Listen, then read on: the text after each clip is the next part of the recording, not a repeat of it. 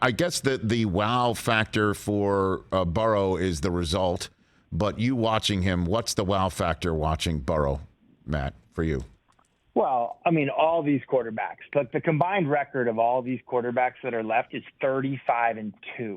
And Joe Burrow, of that 35-2, has the best record of them in 10-0, like in this last run here. So Burrow, to me, is playing the best of anybody right now, like the best.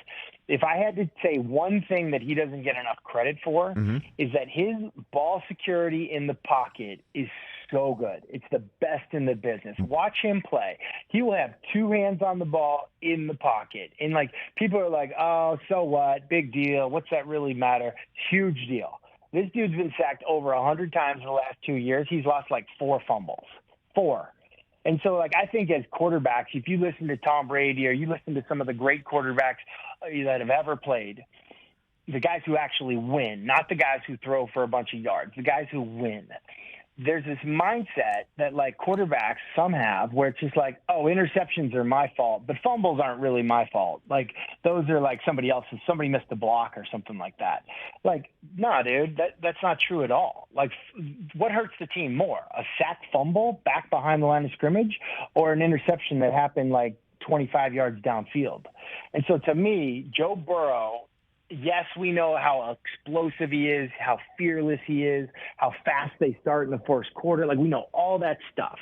But, like, the best thing he does is he never gives that defense a short field. He really doesn't. And that is a major factor, because some of the most fun guys to watch, Mahomes, Josh Allen, some, like, guys I love to watch, they you know, I don't want to say it, but the ball security is not really the first thing that comes to mind. So what's your prediction for the weekend, Matt? What do you got? I think Joe Burrow comes out blazing, starts fast, and I think they get up big on Kansas City, and I think Kansas City mounts an epic comeback, because that's just what they can do whenever they want to.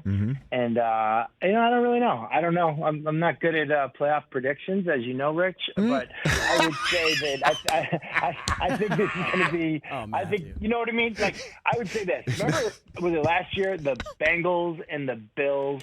The Chiefs and the Bills had that, like, epic playoff game.